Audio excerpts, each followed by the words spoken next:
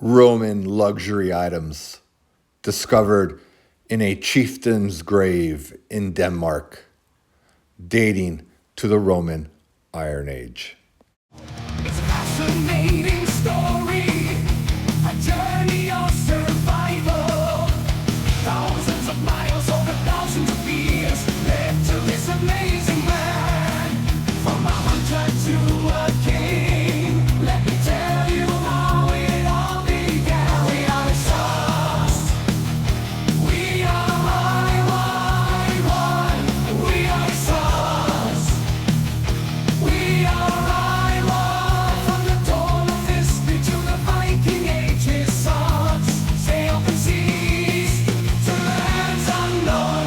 Fierce warriors in battle as the legends go. From a hunter to a king, let me tell you how it all began. We are the stars. The ancient sample in question comes from the preprint Steppe Ancestry in Western Eurasia and the Spread of the Germanic Languages. The sample is labeled CGG 107481. He lived sometime between 10 and 60 CE. He was discovered at the archaeological site of Hoby on the island of Lolland in Denmark. He tested positive for haplogroup I1. The Y chromosome band files have not been released to the public yet for this preprint, so it is possible that he could potentially receive a more specific downstream subclade in the future. However, I'm not too optimistic based on the fact that he was only assigned to the general classification of haplogroup I1 thus far. In the preprint, he was assigned to the East Scandinavian autosomal genetic cluster. In the following image, you can see the island of Lolland shaded in red. This important ancient sample was also analyzed in the 2020 research article Revisiting the Roman Iron Age, Hoby Chieftain's Burial 100 years after its discovery, adding the strontium isotopic perspective. The following image from the research article shows the exact location of the Hoby grave on the island of Lolland. Interesting to see that it's situated just a few miles from the sea. To quote the supplemental information from the preprint, quote, in total, the Hoby grave ranks among one of the richly furnished graves from the early Iron Age, and has therefore also been denoted a princely grave.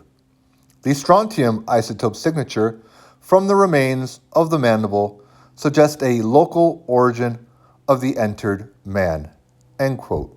So the question begs, how did this chieftain or prince get such a vast array of valuable Roman luxury items?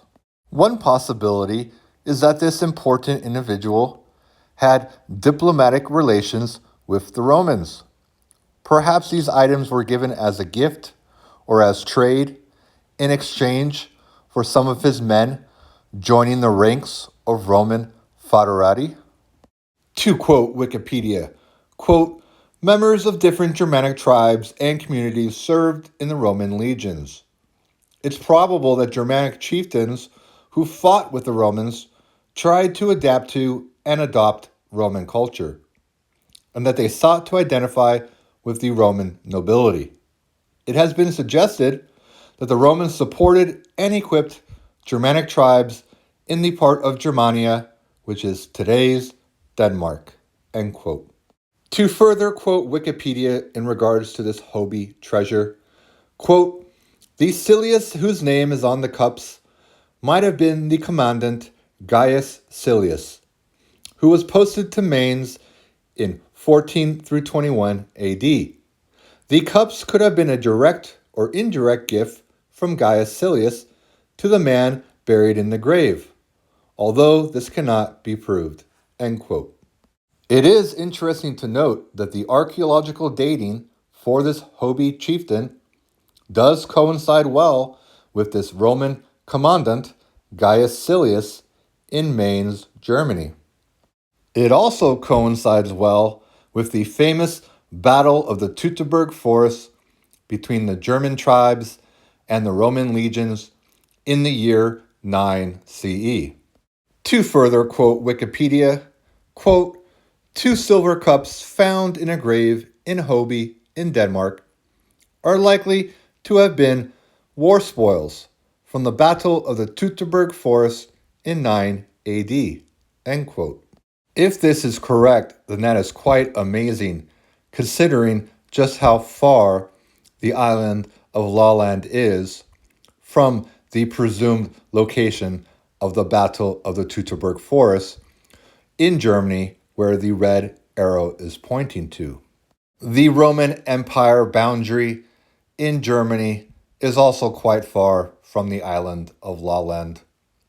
So whether this was a diplomatic gift, trade, or plunder, it goes to show you just how powerful this chieftain must have been to have that kind of influence over those areas so far away from his home.